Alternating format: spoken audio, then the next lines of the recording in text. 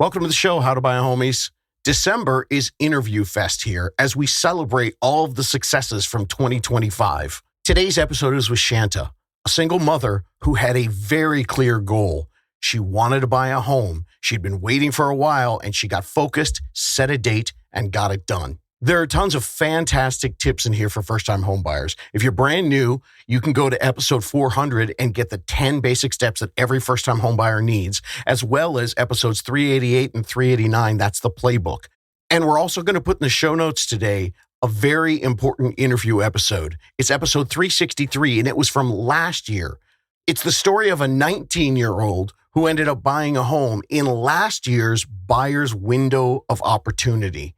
And the reason why I'm putting that one out there right now is because last year's window was only half open. This year's window of opportunity that's happening right now until the spring of 2026, that one's open wide. Buyers markets are happening everywhere. And if you're here looking for some other very specific information, we're going to put the episode guide in the show notes as well. That's where you can find everything that you need to know about buying a home. But in December, we're celebrating with real stories from real people. And this story, I've done over 100 interviews with people, and there's been laughter and tears and tons of great tips and tools and techniques that will help first-time homebuyers just like you. But I have to tell you, this one has the absolute funniest line that I've heard in over 100 episodes. So let's get into some learning, but there's also kind of a whole lot of fun in this one. Play the music.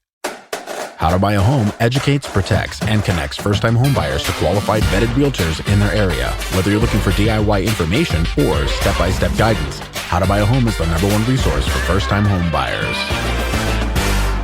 Hey, everybody. I'm very excited.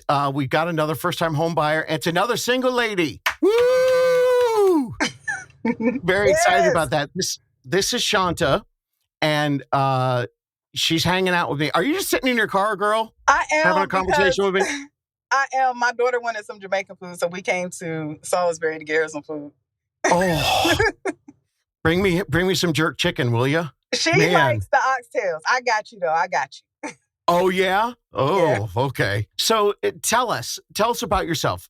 Single woman with your daughter. My gosh, where'd you guys buy a home? So we bought a home in Lexington, North Carolina.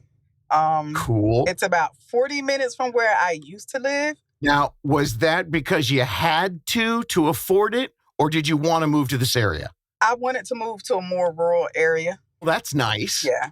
Okay. Well, we'll get into the whole details of your process. Give everyone your biggest tip. What did you learn from the whole process of buying a home? Stay focused. Stay focused. Stay focused. Stay focused. Wow. So what part particular did you need to stay focused on? Just life in itself getting in the way. And sometimes you tend to forget that you have a goal. You know, I have 2 children, 2 grandkids. School was getting ready to start. One was getting out of school, graduating. The other one's trying to get back in school. My youngest that lives with me is going back to school. So it was just like a lot of life hitting me at one time, but I still had to stay focused. Okay, well, that really opens my mind. I want the listeners to understand. So, girl, you got a lot going on. What brought you to my podcast and made you think I'm going to buy a house? Okay, so let's reverse back to 2019.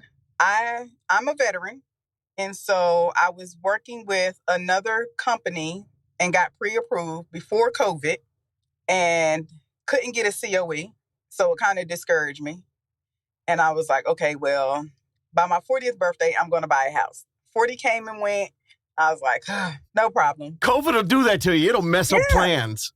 Yeah. So 42 came and I was like, by the time I'm 42, I'm going to buy me a house. Life hit me. I ended up going through some stuff, moving. I was like, okay, pause for a little bit, but the thought was still there. And so I started listening to podcasts, was not looking for your podcast, did not type in your podcast. And I opened up my podcast app on the iPhone. Lo and behold, How to Buy a Home.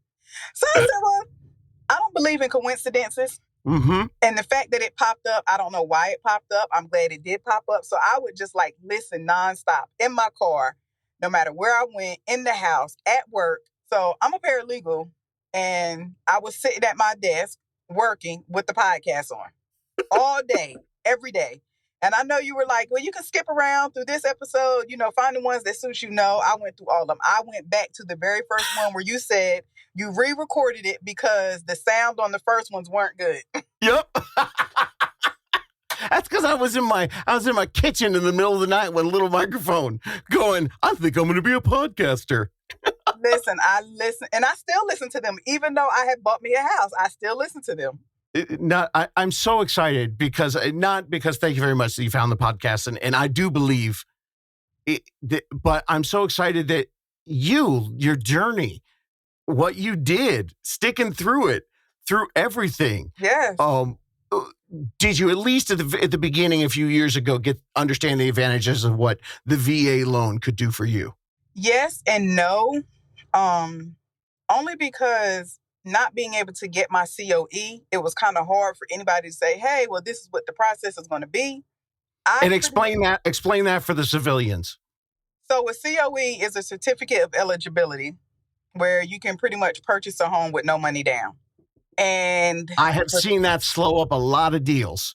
Yes. If you're a veteran out there and you want to buy a house, call for your COE today. I don't care if you're going to buy it in 2 years. And so it's the government, right? I'm still trying to get my COE, and I purchased a home. Oh, your unicorn team have a way around that? Yes. So what I did was I used a USDA loan because I knew I wanted to be in a rural area. Oh, that's a great, because you're still looking at a zero down payment option. Right. And so I was given the option. My team was amazing. Shout out to Carly Mann. Oh, I love me, Carly. Yes.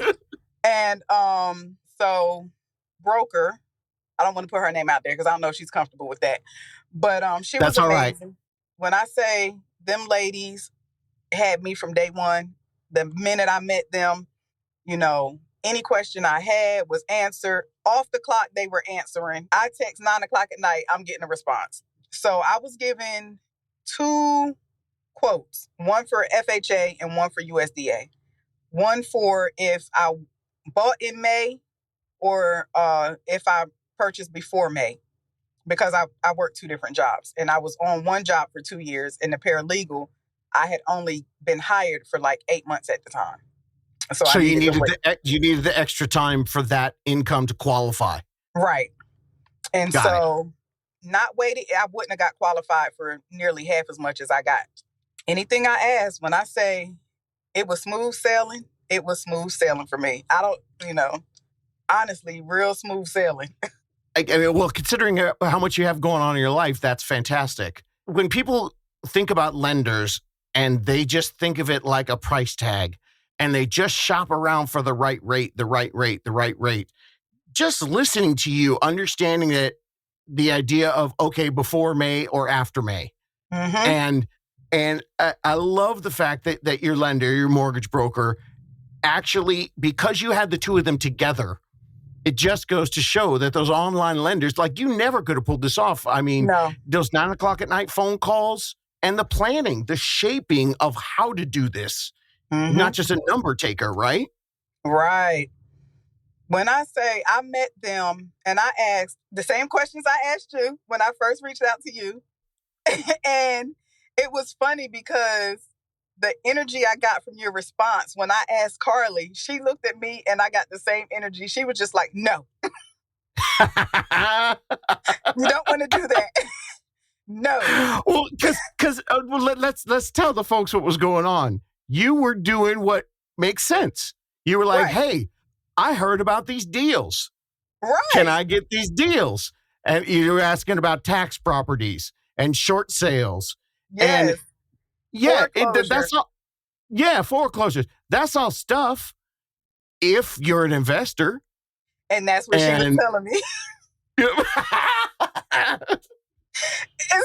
was so funny because Carly is so mellow and I'm so frank.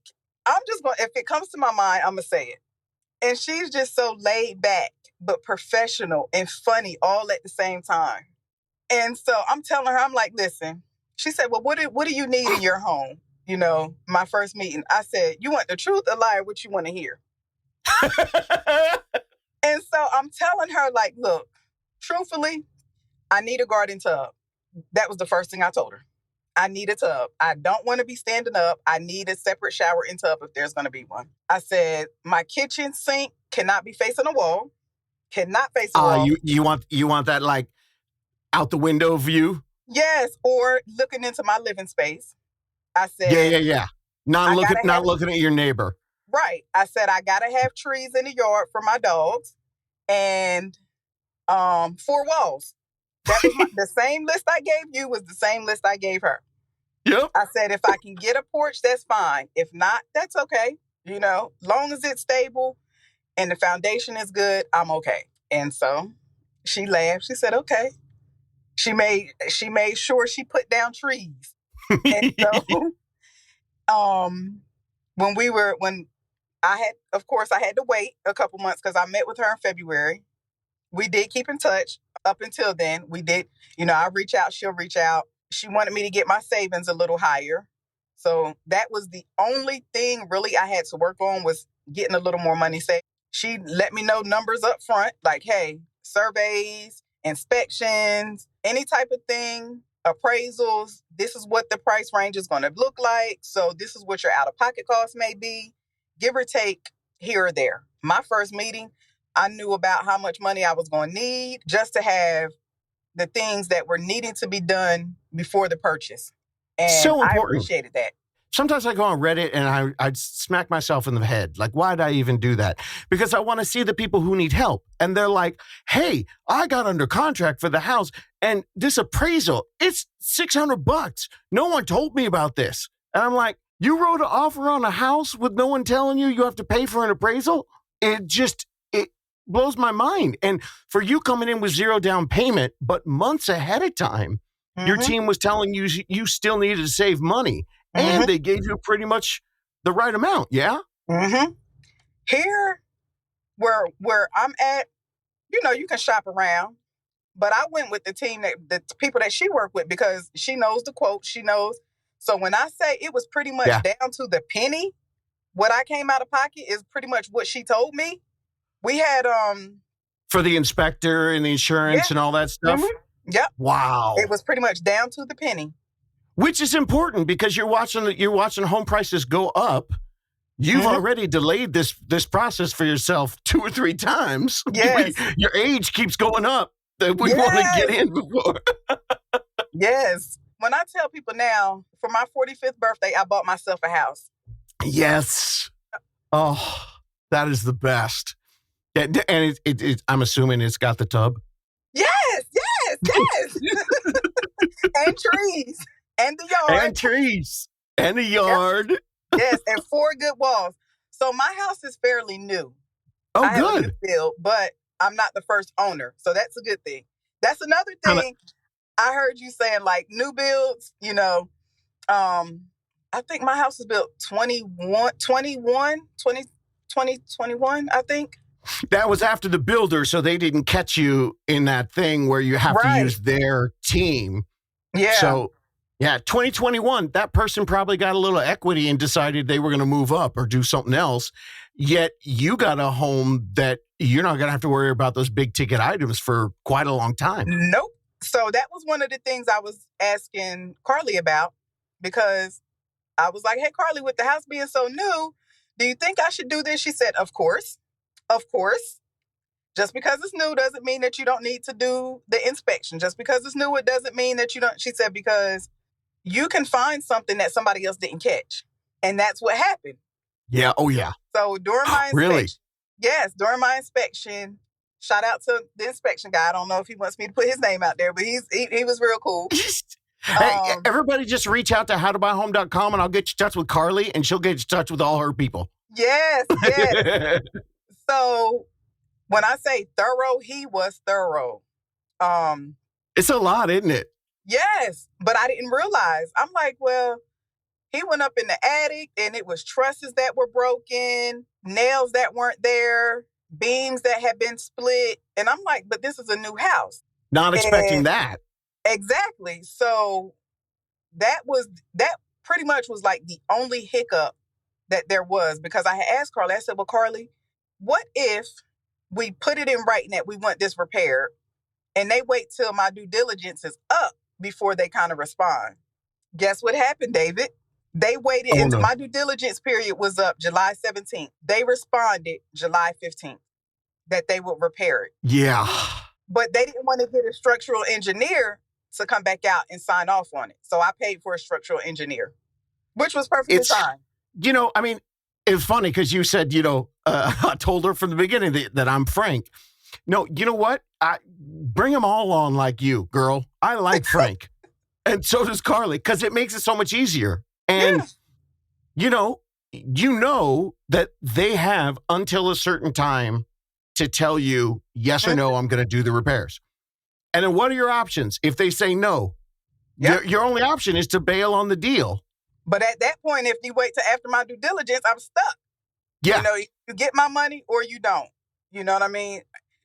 So they came to you on the 15th and said that to you. And were they going to repair anything, or did they say no to everything? No, they were going to repair it, but they just weren't going. We asked once the repairs were done to have a structural engineer sign off on it to say they were done correctly. They didn't want to pay for the structural engineer. They wanted to just repair it, which was fine. Because like I told Carly, I don't mind paying for an engineer to know that I have a good home. That's not a problem. So did they extend the due diligence then until after the repair was? So you had to go in blind. And I asked her about that too. I said, so Carly, what if schedule for the repairs to be done, but it doesn't happen until after this? She said, long as they make sure the repairs are going to get done, we can tweak everything else. Great. So when I say I asked pretty much any question that could go wrong, that I thought would go wrong, I asked. And let me tell you how Carly said it to me. I'm at work and I'm talking to her. I'm like, well, Carly, what about this? And what about this? She said, Shanta, when you need to worry, then you worry. But you have nothing to worry about. So don't worry. And I did not worry. I did not worry. When I say I've listened to horror stories with people buying houses. Yeah. My team was smooth sailing. Communication. If your realtor, your broker, the team that you're working with don't communicate with you, run. People ask me all the time. They're like, I met this realtor in an open house, and I don't know if they're right for me. I called them 4 times this week, and they haven't called me back. You're not that busy. Nobody is that busy. Especially now. I could text you in 4 seconds. Exactly. My team was amazing. I tell them all the time, my team was amazing. I thank them so much. I know they got tired of me thanking them because I let them know I appreciate all of y'all, even the people behind the scenes. Carly had somebody working with her. Once I went under contract, I was working with somebody else. My broker, I went under contract. Instantly. Yes, I was working with someone else in lieu of working with her, in lieu of working with Carly, but it was other moving parts that they had their hands off, scheduling and doing this and doing that. So they're coordinating this behind the scenes and letting me know, hey, you have this appointment. This is what's coming up. Well, the good teams do that so that we can do what we have to do, which is look at our phone and go, oh, Shanta has more questions. I can talk to her. And, we're answering questions all day long. Let someone else set up the appointments, do the paperwork. And like with your mortgage broker, that gets crazy because you talk to this person for 6 months and then you get under contract and suddenly this person called an underwriter needs information. And you're like, who the hell are you? I've been dealing with this other person. No. Let me tell you about my broker. She was on top of her game. She said, they're probably going to request this, so let's just go ahead and get it. Oh, ahead of time. Yes. If it was something that she needed, I tried to get it to her expeditiously. If she said she needed it, like it's 6:20 now. If she said she needed it at 6:20, by 7 o'clock, I had it for her. It's a huge tip, and the underwriters will ask for stuff that you already gave to the broker a month ago, and they feel terrible. We're like, I'm sorry, I have to ask for a new paycheck. even though Yep. it's exactly the same as the last one from last week. And you know what? She was so sweet. She's like, I need another set of because I have my credit locked. I'm one of those people. Oh, you had the actual lock on your credit score. Yep, I know that one. Yes. So she's like, I need to run your credit. I was like, well, who do you need me to unlock so I can get? She was like, all three of them. And I said, well, are you going to need this done again before we close? So I just left it open for a month just to keep it so that she wouldn't have to call me and say, I need you to unlock your credit again. Check stubs, when I got them, I just went on and sent them to her. As soon as you get it. Oh, okay, Yes. I'm going to send that away. I mean, it makes her job and my job a little easier. Yeah. So if you already have what you need, I would tell anybody. I was telling Carly, I said, Carly, I can't even buy myself a piece of chicken if I wanted to. She said, Shanta, you can buy a piece of chicken. I said, no, because I have to put myself on a strict budget. And she just laughed. She said, I'm glad you think like that. I mean, it wasn't that tedious, but I knew what I wanted. I knew if I didn't stay disciplined, I wouldn't have it. So I had to really stay disciplined and focused. David, didn't I just tell you my daughter wanted some oxtails? Yeah. We eat out almost every day. Discipline is key.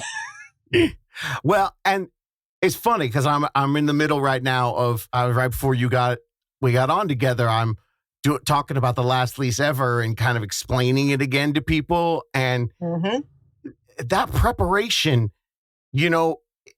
Some people come into the preparation. It's the first time they ever thought about it. You had 40, you had 42. When you came in, you were like, just tell me what to do. I'm prepared to budget. Right. Listen, this is what was so crazy. I did a rate lock. The rate lock ended the same day my lease ended. Now, I had been telling the complex where I lived back in January, I'm not renewing my lease. I'm out of here. So this is before I reached out to you. I knew in my mind I was out of that apartment. You had a goal. I said, I'm not renewing my lease. August the 8th will be my last day in this apartment. And I meant that. I said, I don't care where I'm going. I'm not staying in this apartment. Y'all not getting another $1,600, $1,800 out of me. I'm not going to do it. And so I stuck to it. I meant I was not going to be there. And my complex, I enjoyed the people that was in the office, but I told them, I'm not, no. I'll see y'all when I come back through, but you're not getting no more. They thought I was joking. They really thought I was joking. Have you been there a while? I had been there 3 years. Oh, yeah. Yep, 3 years. I moved in August of 2022, and then moved this year, August 8th. And you got a no down payment with the USDA because we couldn't get the COE for the VA. Yep. Which still leaves you the option at some point down the line, if you get that, you could look into refinancing either way if you ever felt like it. But your USDA, what's your payment right now and compared to your rent? I have everything rolled into my mortgage. That was one of the things I wanted to do. My rent at my apartment complex with everything was like $1,600. My actual mortgage payment is a little more than $1,900, but with my homeowners and insurance and your taxes, it's $2,281. So I pay. So you were 16 to 23. Yeah. So about $700 more a month. Let me ask you this then, for the people who are listening and realizing that you got into something that is zero down payment and something that you had to save for the closing costs and even were conscious not buying chicken, so you knew exactly how much you had to pay for your inspections and all that. How has it been for you with the $700 a month increase? Were you ready for that? Did you already have that in your mind at the very beginning of this process? You know what? I had budgeted in my mind $2,500. Nice. I always so that way if it comes under, I'm okay. It's a pleasant surprise. But that was I was like, okay, I expect my mortgage payment to be about $2,600. So when it wasn't, I was like, oh, snap. And that was based on the home prices of what you saw for what you wanted? So yeah, I had actually, let me tell you the horror story, okay? The one horror story we have. We went to go see one house. The photos online did not do the house any justice. Let's start there. Okay. We get there, and the only thing separating the backyard from the graveyard was a fence. Oh, man. They had actually dug up a spot to put somebody in the ground. Oh, my God. Yes. So we get in the house. Oh, my God. Let me finish. They were. So we get in the house. I'm all of 5'3" with shoes on a good day, okay? The ceilings were so low, I could touch the ceilings. Oh, my God. Walking down into like the bottom level of the house, I thought I was going to bump my head. Now, my daughter's like 5'6". I'm 5'3" on a good day. I felt like I was going to bump my head. If you have been to the South, I went to a place in South Carolina where it was a kind of like a little store, club, bar. That's what the downstairs looked like. They had a counter. It was the home from hell. When I say the home, and it was crazy because I took my puppy out that one time. That was the one and only time, and she would not quit barking. It was pitiful. Too many ghosts in the house from the graveyard next door. Carly being Carly, me being me, Carly said, well, at least your neighbors will be quiet.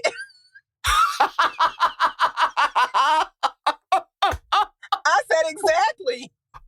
Oh, my goodness. So we laughed about that. Listen, I'm going to give people a tip. Do not always go off of pictures because they are sometimes doctored, and them can be pictures from 4 or 5 years ago. The house will not look like it did when you go see it. And my advice I give to people all the time is it does go both ways. Yes. And, you know, I will let and that's a nice thing about how, like I said, I would love a frank client like you, because I would go, you know, Shanta, look, we might miss the greatest house in the world because, frankly, some realtors stink and don't take good pictures. And that house might be awesome. Now, unfortunately, what you got the other side of the spectrum with the cemetery house, where the realtor was kind of smart and like, oh, I don't show the ceiling, don't show the backyard fence, and they suckered you in. One of the things I've learned to do, even when renting, always ride by. Different times a day, different times, all the time, just ride by. And so that was one house that we didn't get a chance to ride by because it had just got on the market. The way I tried to do it was find all the houses in one area, like in one city that I wanted to see so that we can just make a day of that area. The market here is like it gets on the market and snatched up. So many houses that I wanted to see were taken off no sooner than we could schedule them. It was just, it hits. If you don't put an offer on it, you're going to miss out. I put one offer on a house sight unseen. I rode by. I loved the house. I walked the yard. It was just beautiful. So I called Carly. I was like, put an offer in. And she was like, Shanta, you haven't even seen it. I said, I don't care. But you had the confidence to do that because you guys had a good enough relationship. She was like, all right, let me run the numbers, and I'll get back with you. Because I'm a paralegal and I had to do real estate, when I went to go to the house, I had all the deeds. And one of the questions on the form has the current owner owned the property for over a year? I said, well, Carly, this owner, he was actually the builder. The house had been sold a couple of times and then he acquired the property again. I said, so he just got the property on May 4th. He hasn't had the property a year. So how does that affect the buying process? And so she was like, well, I don't know. That has never happened. So yeah, she had just worked a deal with that agent. So she was like, well, they have an open house. Go see the open house. And then if you still, want, then we'll keep the offer. Went to the open house, beautiful house on the inside. My kids loved it. It was nice.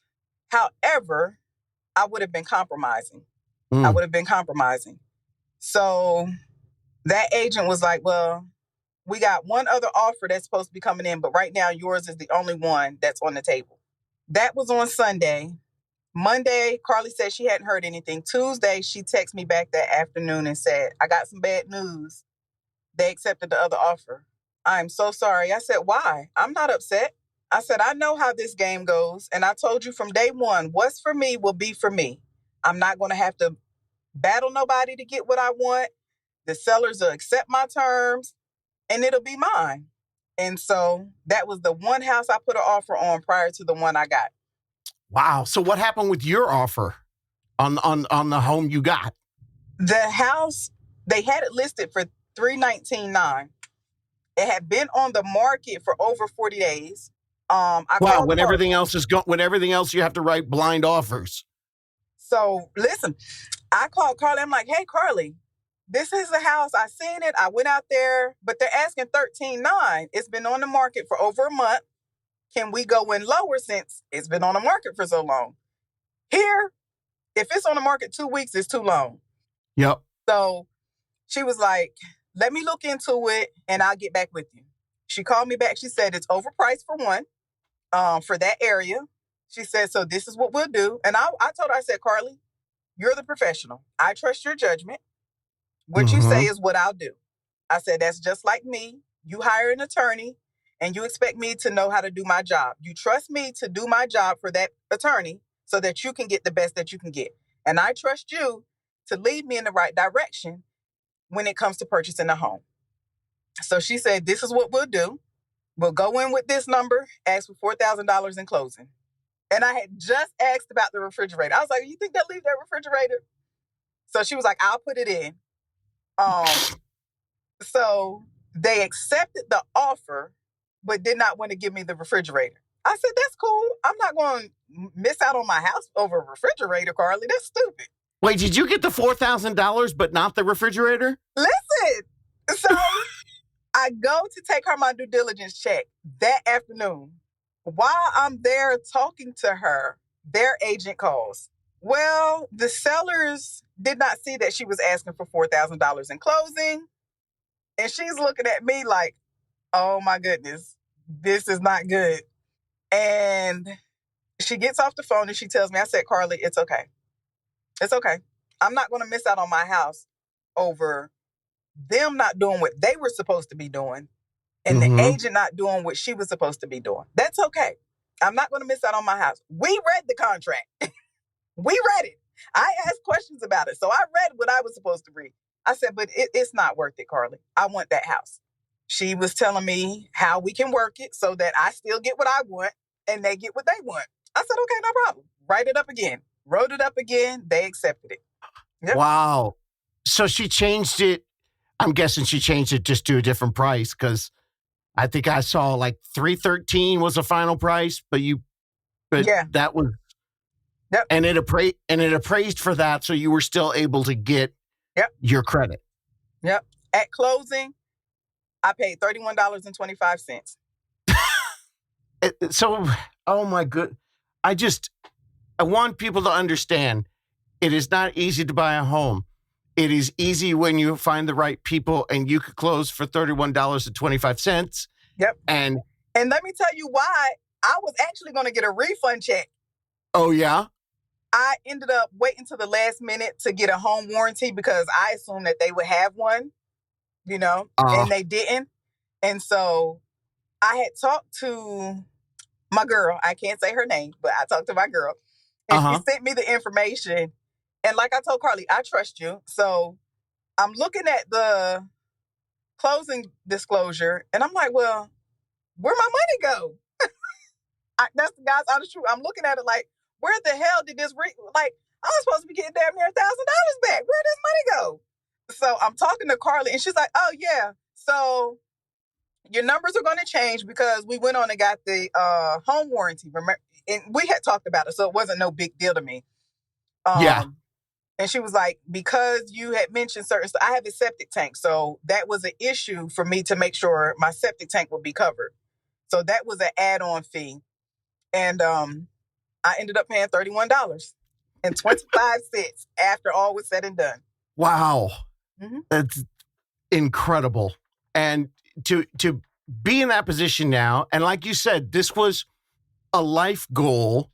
And then it was a little bit of a change. You wanted to move out someplace more rural. And how's it going out there? Are you enjoying it? I love. I asked the neighbor because I live in a cul-de-sac. It's like I live in a housing development, which I really didn't want, but the development don't even feel like a development because the houses are so far apart, but close enough. Mm-hmm. And it's 4 houses on my cul-de-sac. So I asked the neighbor, I was like, are they going to put anything else out here? He was like, no. And that was one of the things that I wanted to make sure if I found a home that they weren't going to be, one, I have to get up early in the morning. My daughter's in school, Mm-hmm. so she's, you don't want to be up late doing schoolwork and then construction trucks moving through at 5 and 6 o'clock in the morning and start working. So that was a concern of mine. But where I'm at, David, if it's dark outside, you see the color of your shirt? That's how dark it is outside. It's pitch black. You will not see Wow. your hand in your face if you step outside. When Oh, you turn down our street, your headlights are the only lights you see. You see oh my nothing else. And goodness. the sight distance is so limited. You better cut your high beams on. It's peaceful. I hear the crickets. I hear the frogs. I hear my bearded dragon walking across her tank. Oh my God. It's that Wow. peaceful. It's that peaceful.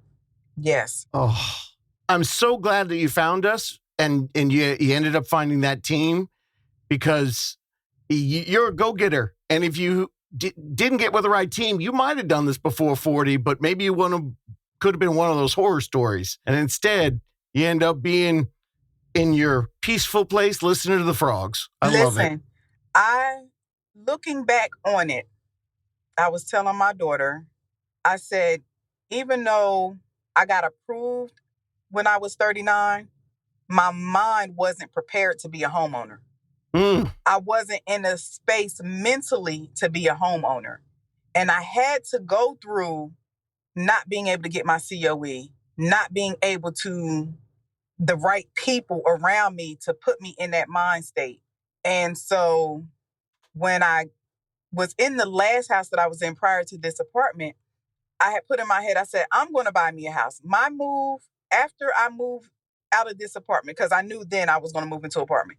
I said, once I move out of that apartment, it'll be into my own. It pushed me harder because the guy, I was renting from a private owner and his wife, they lived in a different city, but they weren't sure. It was initially a year. So I started looking after a year for a place. And then he was like, well, you want to stay another 6 months. 6 months come and I'm putting in applications, paying rental fees. And then when I'm getting ready to move, he's like, oh, would you like to stay again? See, I can't deal with that wishy-washy. I need stability. And so once I found the apartment, I put in my mind, I gave myself a year. I said, I only want to be here a year. A year turned into 2. I said, okay. I was still in school full time. My daughter was in school, so I wasn't able to work and do like I wanted to do, but I knew I was not going to be there this year. I knew it in my heart. I just knew I was not going to do it. And so I had to go through having I don't like to say my landlord being wishy-washy. I had to go through the uncomfortableness and being in an apartment with people above me, below me, complaining beside me, loud music. I had to go through that to say, you know what? You ready now. You know what I mean? You're ready. Had you did this 5 years ago, you would have been. And I tell people, I would have been one of the statistics that was in foreclosure. I know in my heart because I was not mentally prepared to be a homeowner. And now it's like, even though I can quit the job that I was working part-time, I'm like, nah, I got to get my bank account back right because I'm a homeowner. I can't just go out willy-nilly spending $1,000 anymore. I got to have money in reserve for if something breaks. I got to, Uh-huh. you know? But that was such a great description. It's not necessarily being disparaging to, landlords or neighbors. It just, at this point in my life, I want control. Mm-hmm. And so when you want control, you decide that there are certain things that you're willing to sacrifice to get that. Mm-hmm. And Yep. thankfully, you found us and you were able to, the process was smooth. And now all you got to do is keep things going. Yes. Listen, I told my daughter, I said, you need to start saving your money so in 2 years you can be a homeowner. Uh-huh. I kid you not. Because a lot of people, and I'm not saying it's not hard for some people, it may be harder. you know. Um, Yeah. for me, I would tell anybody, even though you think you might be ready, you might not be ready. And everything that looks like it is a misfortune might be a blessing because I Mm-hmm. found the right team.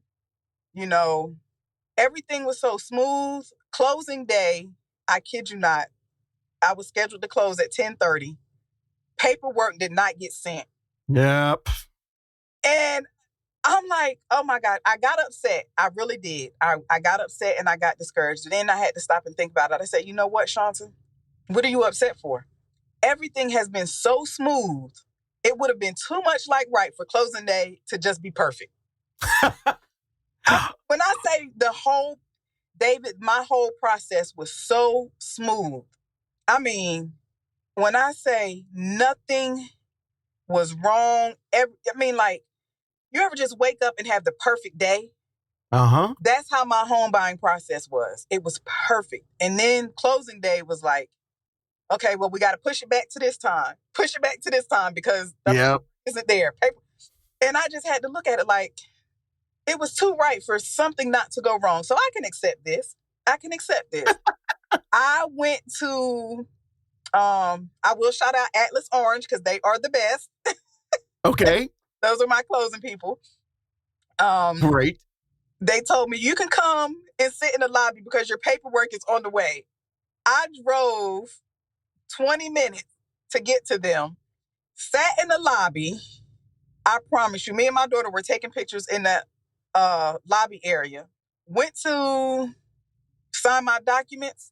I promise you, the way they make closing seem on TV, it is not like that. Nothing like it. Yep. Nothing like it. Listen, I waited longer in the lobby than it took me to sign my documents. You're laughing, Yeah. but I'm so serious. And I'm I know. why? Because I had a team that we went over everything prior to me getting to closing. So line by line on my closing disclosure, I went line by line on that. Any question that I had was answered. And if I didn't understand it, they got together and helped me understand it. So when I got to closing, No surprises. it was really nothing. She was like, well, do you need me to do this? I said, no, baby, you tell me what I'm signing because I've already went through these papers. You Mhm. just make sure I get a copy of them. My team and I went over this already. Yes. I was just waiting for you to print this crap up. Yes. Let's go. They are amazing. I'm a shout out Carly Mann with Remax Realty. She is the best. When I say the best, she's the best. Because that team, her, my broker, the behind the scenes people, it did not matter how silly I felt my question was. They made sure I understood. They made sure I was clear before we got off the telephone. Number wise, when I say Carly gave me the numbers almost down to pennies, I knew what I was looking at. I knew, and even when I was like, well, what about if I do this? And what about if I do that? She was like, okay, add another this or add another that or take away this or take away that. But I'm going to suggest that you do all of this for your peace of mind. I said, okay, well, if that's what you suggest, that's what I'm going to do. When I dealt with my mortgage broker, we ran different numbers. She was like, now just keep in mind, this is for this. She always quoted me for higher than what Yes. say like the house was 320. She quoted me for 325.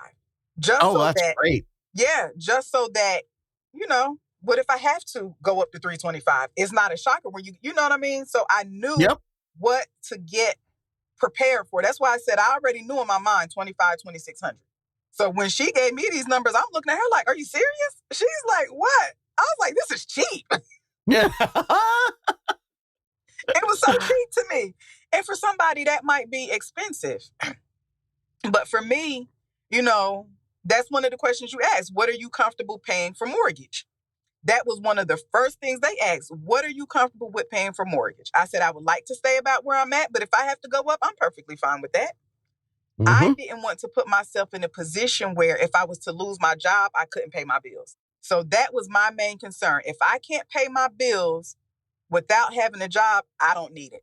And so I'm able to pay my bills. Even if I was to lose my job right now, I'm still able to pay my bills. I won't be in foreclosure.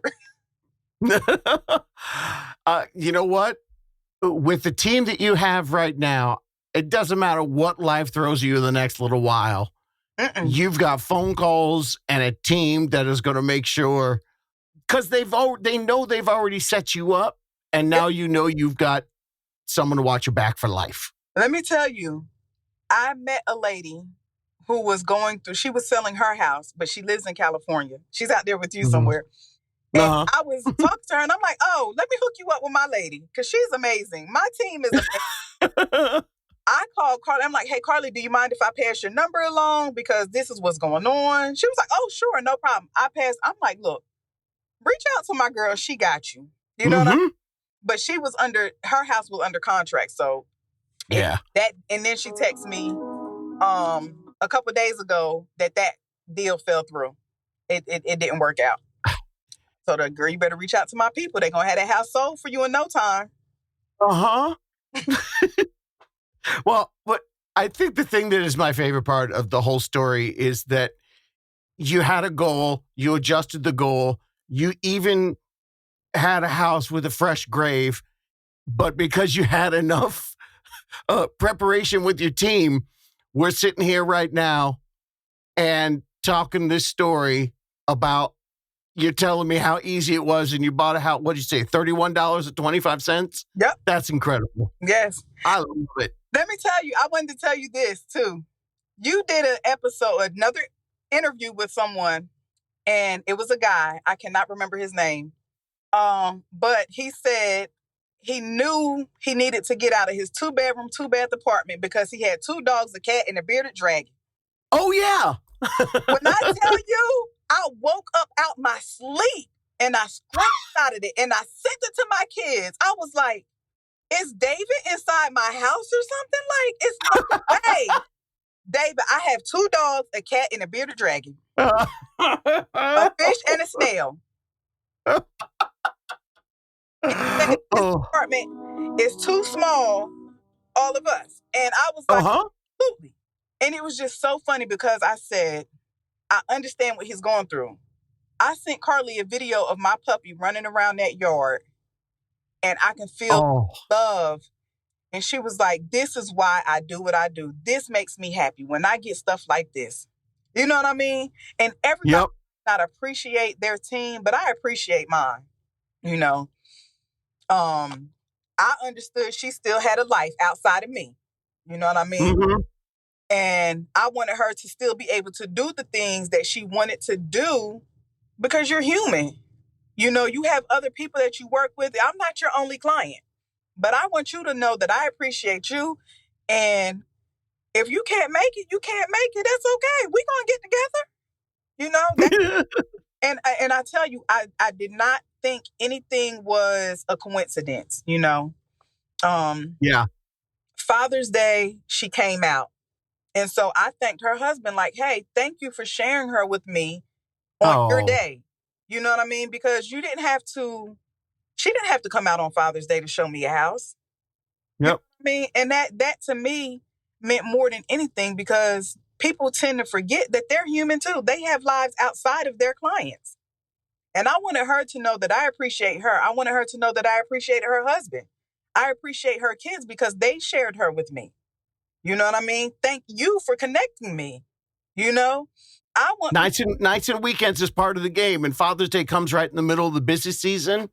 And I got to tell you, when we get people like you who recognize that, it's a wonderful thing.